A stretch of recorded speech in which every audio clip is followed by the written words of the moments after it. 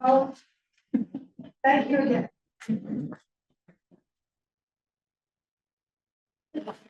So I thought it was a while to put together kind of a retrospective. And this is what it does, also as the Eastman, it's kind of, you know, maybe it's a good deal or not, but this is intended to be just information. It's just what our numbers look like and how it works, and in the end, if you think it's a good deal, then you'll be happy. And if you think it's a bad deal, then probably consider working for a different neighborhood. But that's the whole point here. Is it a fair deal? Do we have this loaded? Yep.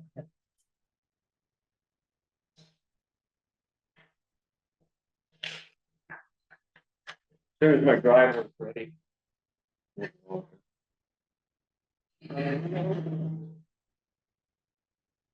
Oh, it's not letting me. Okay. So here's one of the key points that I think a lot of our friends about the budget cycle we talked about. There's actually two budgets that are very distinct. One budget. Well, here's these in detail. Day-to-day expenses, like keeping the golf course open, keeping the pool open. It's just day-to-day expenses. It has a distinct revenue stream and a distinct budget separately. The capital fund, these are two separate bank accounts. You went to our bank. You see the operating account is now the capital account. So the capital fund is what I like to say we use to pay the roads. So when we rehab this building, we pave a road, we add, you know, carpet. Anything that's over $5,000, that's a place that's expected to be multi-year, becomes a capital asset. So the key point here is we don't have a budget. We have two budgets. One is our operating budget and one is our capital budget. So we're going to move on to the next one.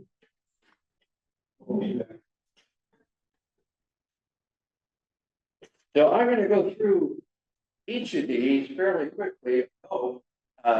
This is the operating budget. This is the operating side of the equation. This would work better on Zoom. I'm sure it's a little bit of a night. If anybody would like a copy of this, just send me an email and I'll send it. But where does the money come from? The operating budget, where's the money come from? Number one, it comes from assessments, the annual assessment. And how do we come up with operating assessment? There are rules in the government that say the operating assessment can be last year's assessment plus CPI plus up to 2%. So we have a limit. And Eastman sets a financial limit for how much we can raise the operating assessment every year. And that's put together by financial budget, and then it's approved by the board. There's been one occasion since I've been in this, which is about 8 years ago. If for some reason we have to do more than CPI, consumer price index, more than that plus you, we have to come to the council to get approval for that.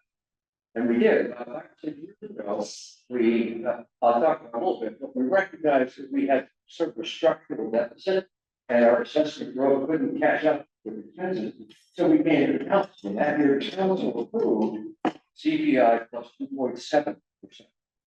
The other kind of assessment, we'll talk about capital later. It's important to know the assessment paid by lots is a little bit lower than by homes, and the rationale behind that goes back to the government. The rationale is a lot of owners are not here full time, so they don't get to enjoy it as much as the rest of us. So a lot of owners pay 71% of what a homeowner pays.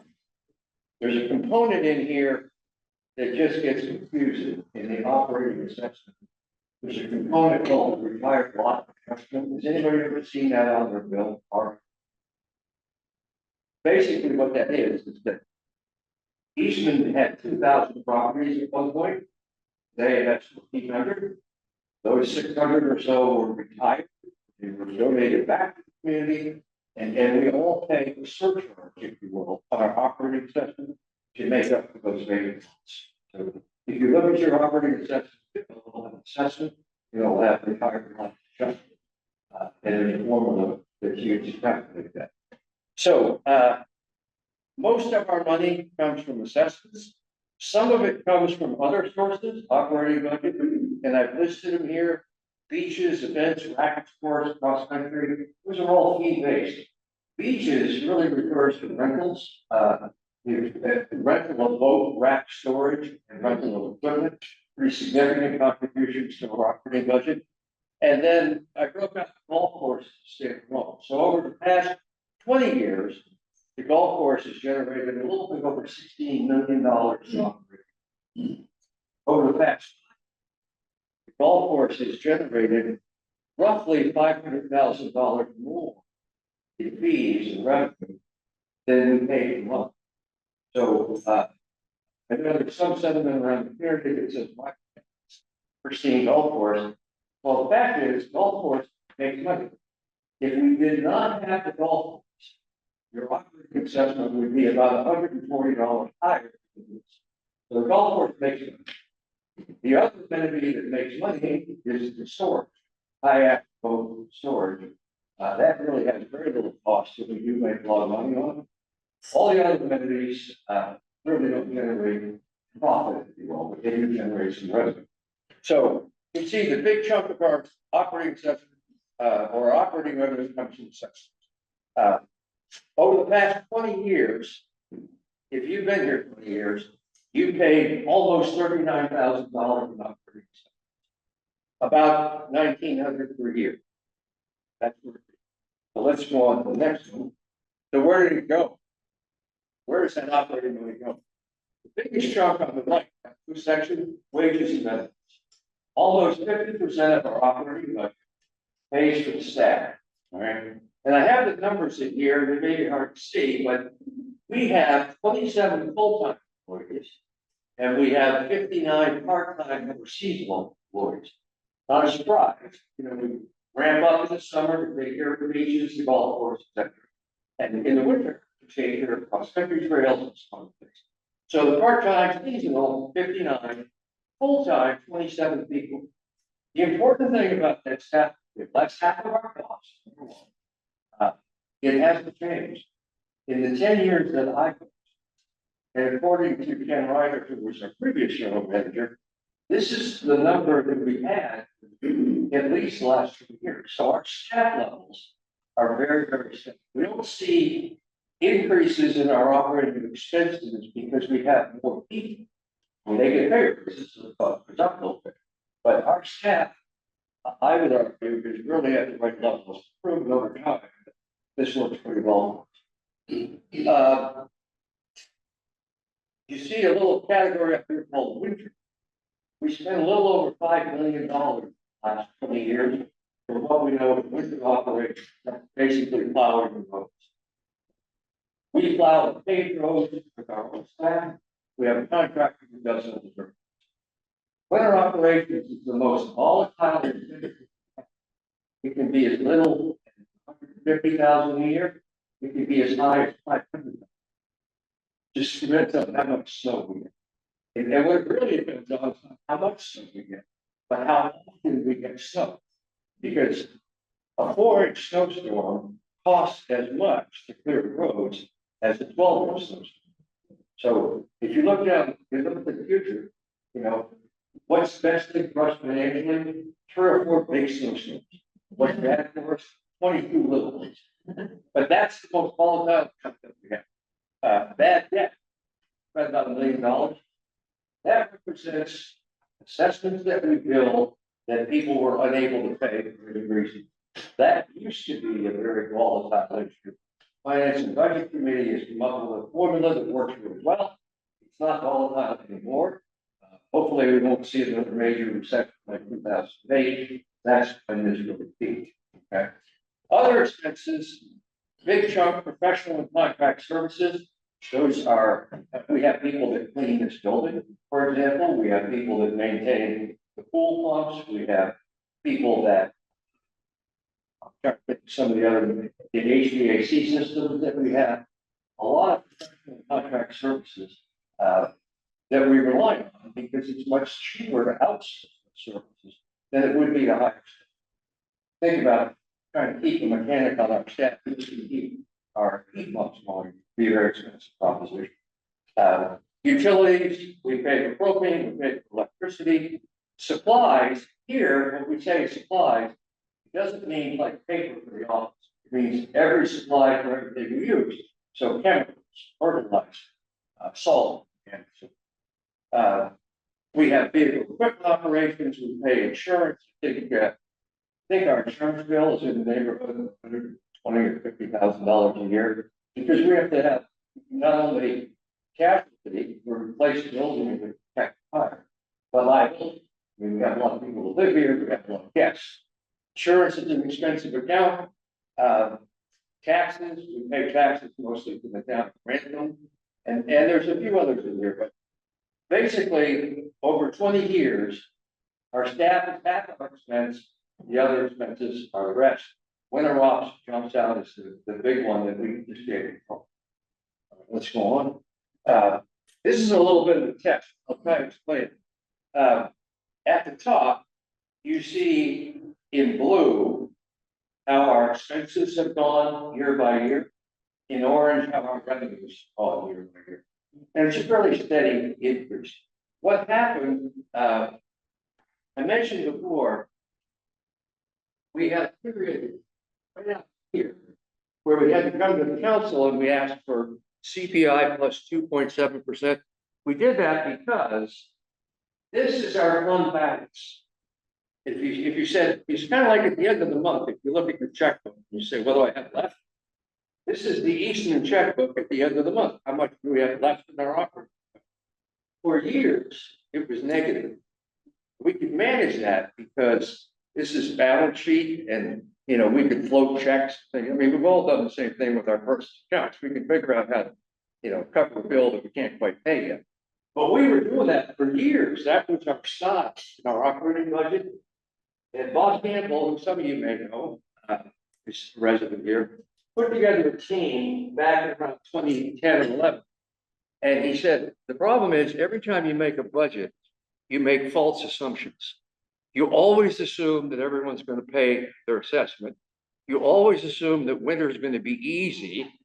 You always assume the best case. And half the time you're wrong. So that's why we had this perpetual negative. So the board has a policy now that says our reserve fund needs to be in this range. Okay, so we have to maintain rainy day money. That's what that is. So we made this change, and you can see we implemented 5-year planning. We got that one special bump from the council, and this is what's happening.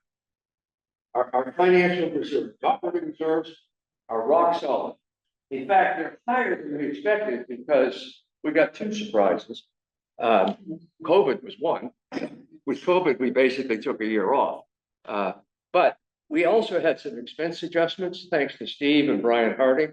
They were able to renegotiate our taxes with Grantham, and they were able to come up with a new provider for our employee benefits. So right here,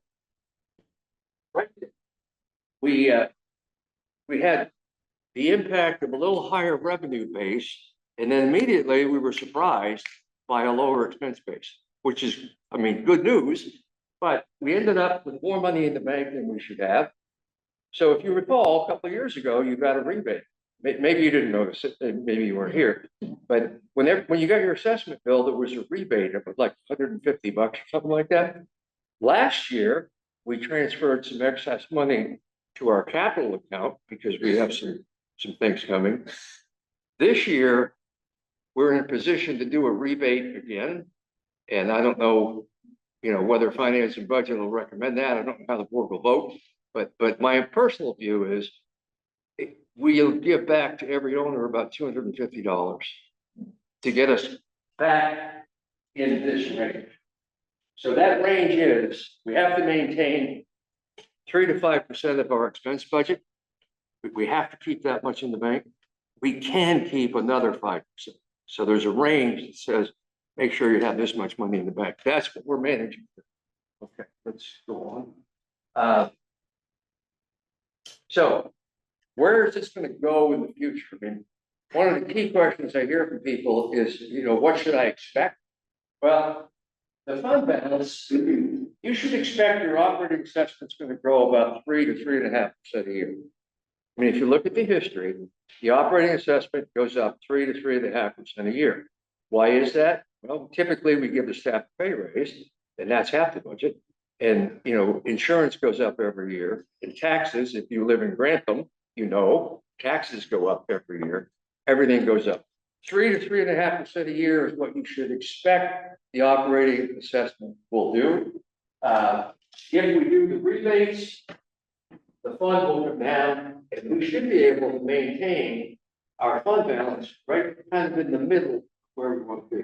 So that's the long-term view. So just to recap that a little bit, we made some adjustments to how we budget to get us back on a positive track. We're on a positive track, and now we find ourselves at the end of the year looking at how much we can give back to residents, rebate, as opposed to how much we need to overcollect to make up. So I think we're in a good place. So summarizing operating budget, 68% of our money came from assessments, 20% for the golf course. Where did it go? Talk through that, staff, contractors, services, etc. What did you get for it? And there's the key question. What did you get for it? We'll look around. I would argue you got a pretty well-maintained community. I mean, not all of our roads are perfect. Not all of our buildings are brand new. But for the most part, when you come into a facility like this, it's clean and everything is functional. You go to the pool, it's clean, it's warm, everything's functional. Go to the beaches, they're clean, they're picked up. If you go to the golf course, it's next to maybe Montcalm, it's as good as you'll find in this area.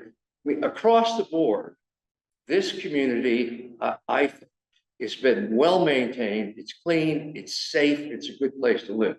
That's what you got. So what's the reason? If you gotta go through some math here, you say, everybody that's been here 20 years paid $38,000 in operating assessments. Of that, $600 was more than we needed for expenses. So said another way, if you spent $38,000 on assessments over the last 20 years, $600 of that is in the bank. That fund account balance that I showed you. So we've collected $600 per family more than we actually needed for expenses over the last 20 years. I mean, to me, that seems like a pretty good margin of error. It's not, I know there are some folks that probably feel like we just charge way too much, but that's the number. If you spent $38,000 with us, 600 of it is in the bank, and the rest of it was actual expenses. You can argue our expenses are too high, but I pointed out our staff is what it's been for 20 years, and many of the other expenses we don't control. I mean, we don't control the price of electricity, price of propane, taxes, and so on. So I think Steve and the staff do a good job of managing our expenses. You can always cut a little bit here or there, but on balance, our expenses are right in line. And the fees that we charge to cover those expenses virtually match. We don't add a lot to our bank account every year. So we'll move on now to capital. So remember, capital budget is a different budget, different revenue stream. So where does the money come from? We have a separate capital assessment, and that is not discretionary. In operating, I said we could do CPI +2, the board decides, the finance and budget recommends, and so on. With capital, the covenants say, add up the replacement value of all of your assets, divide that by the service life of those assets, and then divide that by the number of property owners. That's the assessment. That's the assessment. So for example, if we have a building like South Cove, as an example, I think it's valued at about $5 million in what we call the capital asset replacement schedule. It's just a list of everything we own. That's all it is. This building is in that list. valued at about $5 million. It's got a life of about 50 years. Divide 15 million by 50. That's how much money we have to collect from the community every year to support and maintain this building. Okay? Divide that by the number of homeowners, that's your assessment. The point here is the capital assessment is not discretionary. It's prescribed by the covenants. It's just a formula. We just do the math. You can tweak it a little bit. You can say, well, you know, let's decide that South Cove isn't worth $5 million. It's only worth $4 million. So we don't charge as much. In the end, when it comes time to replace South Cove, you're going to pay for that because we won't have enough money in the bank to do it. So capital assessment is really based on what money do we need to replace this resource when its lifespan is up. And it's a formula. So we also have borrowed money. When we did South Cove and the maintenance center, we've got loans and we borrowed, I think about $10 million. We have the buy-in fee that you just voted today to increase, called the membership fee. We've collected, since that was enacted about 12 years ago, I think, we've collected $6 million in buy-in fees. Now, if you think about that, we'll talk about the capital fund balance in a little bit, but the capital fund balance is around $2 million. We collected $6 million in membership fees. If we had not collected membership fees, our capital fund balance would be negative $4 million. It's a pretty significant income stream. So, and an important thing about these assessments, the assessment that you pay is called RRR, which basically means rehabilitation and repair. Which the assessment that you pay can only be used to maintain existing assets. So if we want to do something new, like a couple of years ago, we added pickleball courts, you remember? If we want to do something new, we have to use membership fees. So there's another important distinction here is that to the extent that we want to add beaches or tennis courts or a dog park, or to the extent we want to do any of that stuff, we rely on membership fees to do it. So it's a very important part of our capital budget. Anyway, if you've been here 20 years, you pay $21,000 in capital and special assessments. A special assessment, when we did South Cove, and I wasn't here, but we did it, we borrowed, I think, $3 or $4 million, but we needed $5 million. So we did a special assessment, a one-time charge to every owner for that difference. Special assessments have to be approved by the council. It's not something the board can do unilaterally. And they're not real popular, as you can probably imagine. So we try to stay away from those, but it's not something we should disregard because sometimes it makes sense to do a special assessment. Okay.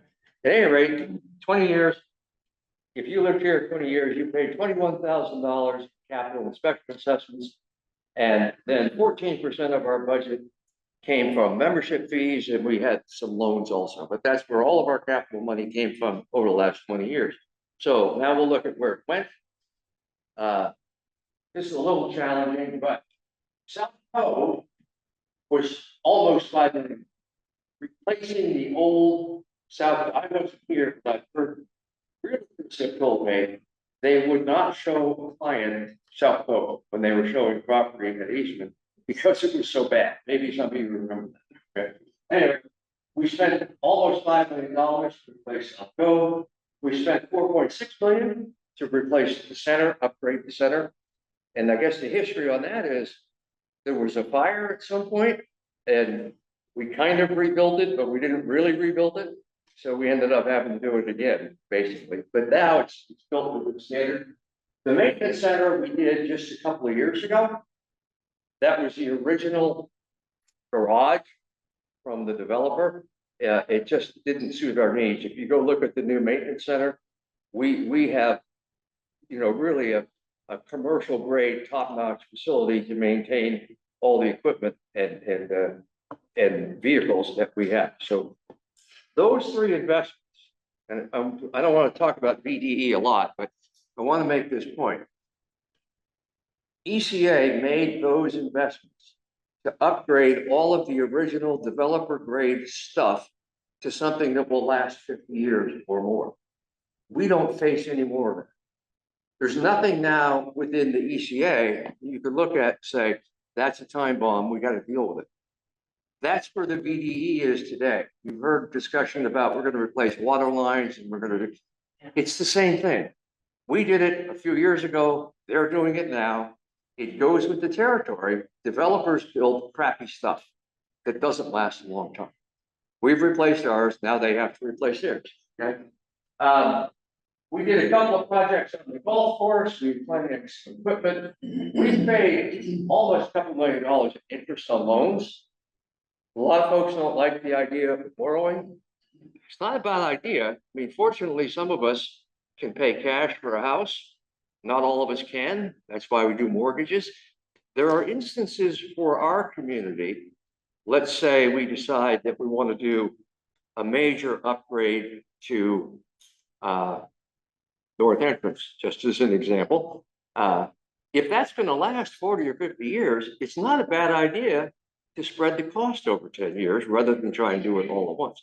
There are circumstances where debt is not a bad thing. Debt, again, requires council approval. So one of the things that you see throughout our financial history, when we're going to do something significant, it's done through the council. The board and finance and budget cannot act independently when it comes to special assessments, when it comes to a higher assessment, when it comes to borrowing money. That requires council action. And in my opinion, that's one of the most important activities of the council. Okay, so a lot of money went there. We spent about $30 million on projects. You know, we do like $500,000 in roads every year. A couple of years ago, we replaced the Cove Drive Bridge for $500,000. It costs money. They only last 12, 15 years. They have to be replaced. All right, so that's where the money went with capital. Let's move on. This is the same at the top. Revenue expense. And if you remember, the operating budget is a pretty smooth, straight line because our operating expenses go up a little bit, but they don't really vary that much. Capital, this is when we did South Cove. So that year we spent $3 or $4 million more than. That's when we did the center. Same thing. That's when we did the maintenance. We maintain a fund balance. The board policy for capital fund, separate balance, has to be 3% of our asset base. You'll see in a minute, we have about $30 million in assets. We have to keep $1 million in the bank. And that's in case, you know, we have a catastrophe, we have a flood, we have fire, we have insurance, but insurance doesn't cover everything. If you lived in Quechee, they had a pretty big storm a few years ago. And I think they had a special assessment in the $10,000 range so that they could replace their golf course. That's where we maintain this fund. This fund is maintained so that if we have a catastrophe, we don't have to go to the community and say we need a special assessment and we need it then. One kind of interesting note right there. The fund balance, when we did the maintenance center, the fund balance dipped lower than we'd like it to be. That was intentional because we thought we have money in the bank. We can take a risk for a year or two. Why should we pay interest to a bank when we can pay interest to ourselves? And that's what we did. And that came from our former treasurer, Rick Farash. Some of you may know Rick, but he made a pretty good case and said, what's the matter with you people? Why do you want to go spend money with the money lenders when you have money in the bank, use your own money? So we did, and he was right, and it's come right back. So our fund balance is solid, and we saved about $500,000 in interest on that maintenance center project by doing this. All right, what's next? Okay, so here's where we've been on capital. The asset base. Remember I said our assessment is based on the value of our asset base. What's the replacement value of all of our assets? In the last 20 years, that's increased from about $8 million to about $30 million. Why has it increased so much? Well, South Cove Center, Maintenance Center, inflation, improvements we've made to the golf course. Uh, that's really a function of, I mentioned earlier, this community has replaced all the crap that the developer left us. And that's where it reflects. We now have $30 million in assets that we own, right? Capital assessment has gone up about 8% a year, much faster than the operating assessment. But it's because that asset base has grown so rapidly. And we also did a couple of special assessments. But that's where we've been. And where we're headed, we go on here. What you can look for capital, now that we've swallowed the elephant, we've done the major replacements, we ought to flatten back out. Capital assessment should also be about 3% a year because it should only be impacted by inflation. It's not like we're going to go add any major new buildings or replace any major new buildings. So we should see the capital assessment flatten back out and raise at about 3% a year, unless, we have some catastrophic event, or unless we decide that we want to add a new building. I mean, let's just say, for the sake of argument, in a year or so, we decide, it's been suggested, we should look at a multi-sport building. And I don't know exactly what that is, but the rec committee does. But let's say it was $1 million, all right? Well, we're going to have to get $1 million someplace to build the building. But if we add $1 million building to our capital assessment, or to our capital register, that's going to increase our capital assessment by about $25 a year. It's just a formula. So if 30 million goes to 31, then you're going to see a jump in the capital assessment. If 30 million stays at 30, it's just going to be inflation. So I hope that makes sense. But the key point there is we should feel free to add anything we want to add to Eastman. Just understand that we don't just pay for it once, we pay for it every year. We have to collect money to replace it. Okay. And this fund balance, we have a 10-year plan. And Eastman is really, really good at this. I mean, Steve just went to a conference with a bunch of other people like him, and a lot of them were shaking their heads at how good we are. Really. I mean, we have a 10-year view of where our capital is coming from and where it's going. And it changes. I mean, over time, we think we're going to do this road, but then we do this road. But we reserve money. So if you look at this fund balance, I could show you a report that says over the next 10 years, here's all the things we're going to do, and this is how much money we're going to have left. We are very, very careful about planning capital and doing it so that we don't overlook them. So it's a real strength for Eastman. All right, let's move on. Okay, summarizing capital. Where's the money come from? Assessment, membership fees, loans. Where did it go? Well, I mentioned we have replaced all the crap that was here. That's where it went. And we've maintained other assets in pretty good condition. So what did you get for it? All the old stuff is gone. We're set for the future. It's safe to say that our infrastructure has a good 50-year lifespan ahead of it without catastrophic replacement. I think that's safe to say. So is it reasonable? I mean, I don't know. Paved roads last 12 to 15 years. That's how long they last. We live in New Hampshire. Okay. We spend $500,000 a year every year to keep our paved roads up. Now, it doesn't look like it when you drive on all of them, but we do. And we have a plan for the next 10 years that basically keeps every one of our paved roads in, call it B to A condition or better. Right? None of them are overlooked. We have equipment. We have $5 million worth of equipment, which is the trucks and the plows and mowers and all. That stuff only lasts about 5 years. So, $5 million worth of stuff, 5 years, it's going to have to be 5 million more. I mean, there are ongoing demands to replace and repair assets. And, in our case, that costs us a couple $1,000s a year for each homeowner. So is that reasonable? I think it is. It's what the formula and the covenants call for, but it's up to owners to decide. I think we've got a fair deal of capital. But all right, next. So summarize this whole thing. there's a balance that we try to reach. The balance is between the assessments and fees that we pay, the scope and the quality of services and our amenities, and then what do we have to have in reserves, and how do we want to manage our debt? It's a constant balance, you know, we probably all like to have a couple of more tennis courts, maybe. I know the golfers would love to have a lot more stuff, but that's got to be balanced against what's everybody else willing to pay. How much debt are we willing to take on? So it's a constant rebalance.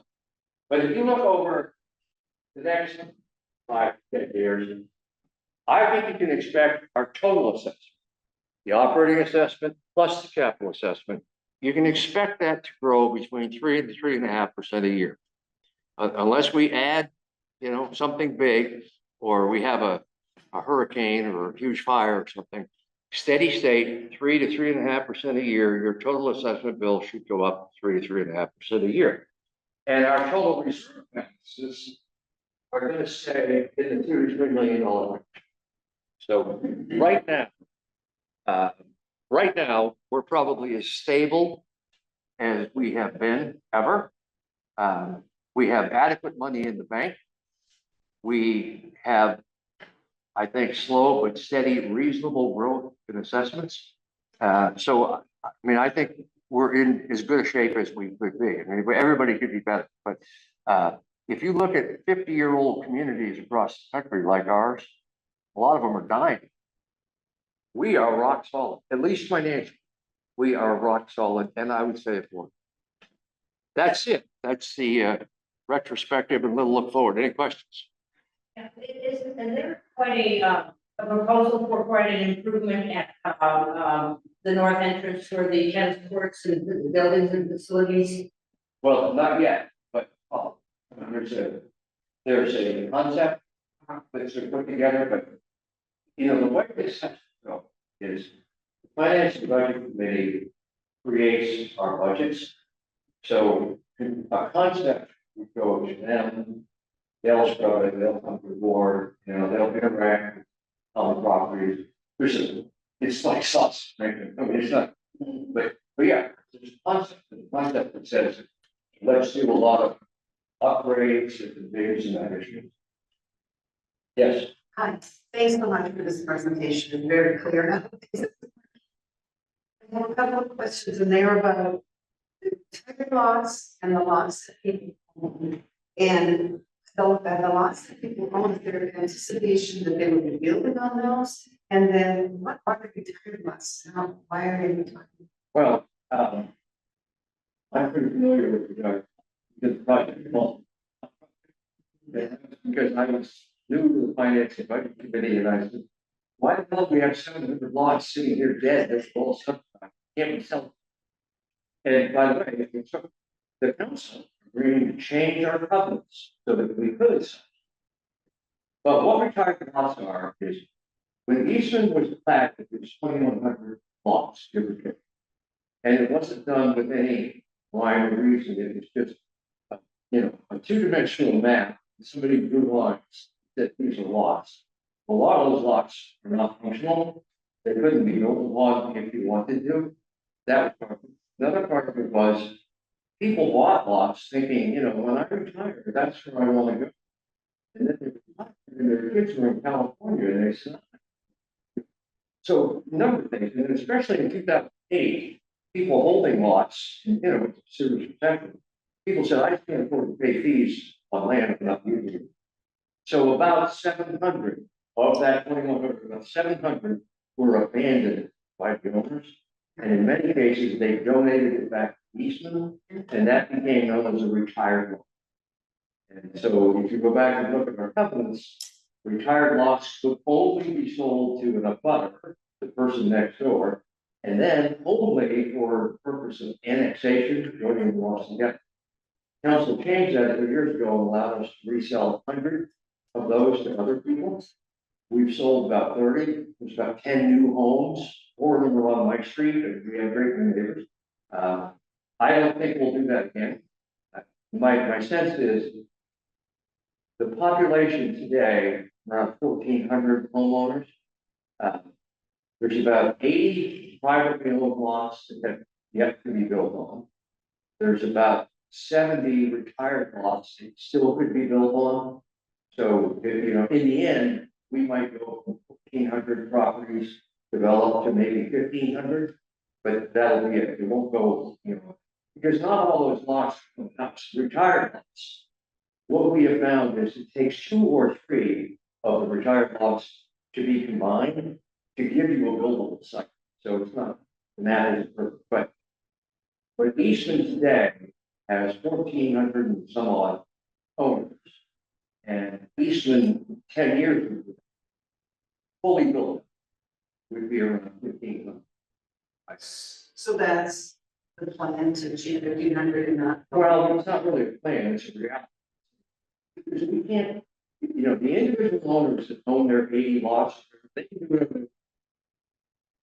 The 70 that Eastman could sell is all that Eastman can sell unless the council decides to change the covenants again and add more. And based on the work that we did, I think we can find another dozen that would be worth selling. So, and it's important because Duncan, some of you know Duncan, he was one of the commissioners of the village district. And I've seen some comments that say, why are we building new houses? We don't have enough lot. Nothing was on the retired lot committee, and it's quite clear that 1,500 or so, not wrong. The village district has plenty of capacity to support 1,500. I don't believe in it. Does that answer your question? Yeah, and I have another question. Would I don't know, I don't know, it's not called courses, but the money that was returned, 50 and now possibly 250. Yeah. Why, since the paying is already done, why can't that be transferred into the capital system? Well, that's what we did last year. Well, first of all, the capital system is going to be what it is, no matter how much money we put in the bank, because the capital system is defined by the government. Right, yeah, but I mean, But we did that last year. I mean, 2 years ago, we rebated, I think, $180,000 to owners. Last year, we transferred 300,000 to the capital so that we would have money available to do some projects. This year, we have about 250,000 to deal with, and I don't know yet whether it's going to be a rebate to owners or whether it's going to be capital fund, because financing budget will look at that, and they'll make a recommendation, and then the board decide. I would just say this though, I don't know if there's any other former military here. I have USAA as my insurance company, and they're as good as it gets. And every year, USAA sends me a rebate. And because they plan their business, they say, we have to charge this much in premiums so that we cover all of our risks. But at the end of the year, if we didn't need that much, we give it back. And that's kind of the model we're in. Because it used to be, our model used to be, if we had a bad year, we're negative in the bank. And today we're not negative. But sometimes we're higher than we need to be. The board policy that says we can't have more than 10% of our expense budget in the bank. So that boards in the future don't say, well, let's take a little more money from the owner. Eastman shouldn't be sitting on enormous sums. So that's my. But I think going forward, I favor rebates. Not everybody agrees with that. It'll either be a rebate or it'll be going to the capital. If we get good steady state, we're not going to see these kinds of exits. the board doesn't ask for input as far as decisions about whether it should be rebated or. Well, I mean, that's what finance and budget. Finance and budget is a council committee. They work for you, not us. So they speak for the council speaks for the special places. At least that's the way it is. This is a very positive presentation. I wonder, I'm not sure I understand the rationale of giving this fact. As opposed to spending future. Well, yeah, the problem is you can't really use future increase. It gets a little complicated. The capital assessment is what it is. You can't. The operating is based on what last year was. So let's just say this year, we said, let's not raise it at the operators. But that comes year over year over year. What you find is 4 or 5 years later, you're back to that negative cycle. So if you do it through a rebate rather than a lower assessment, it works better long term. A lot of people have gone through that. It's confusing, but this reality is that a rebate is a better way to approach that. And the best way to approach it, you don't have perfect answers. That's hard to achieve. Is this one of the? Yeah. I'm concerned about paving. I know the paving was higher than. I'm concerned about the big protocols. When I talk to our general manager, but I can tell you this. The state of New Hampshire began a review of all of our paper.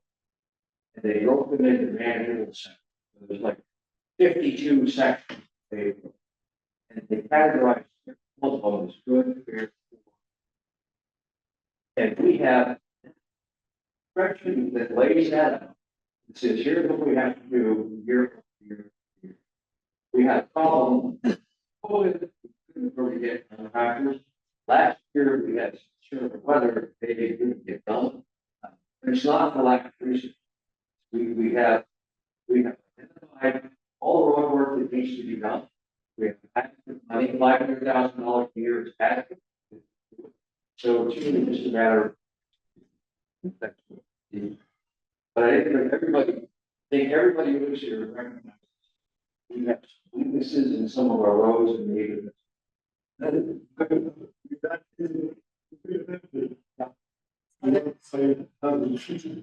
there plans to pave any of the dirt roads? And if we do, I road is Winding Wood Road, the only entrance and exit to Eastman that is not paved. And so if we decide to pave dirt roads, I'm going to urge that we look at Winding Wood. The money. I'd like to thank you for the.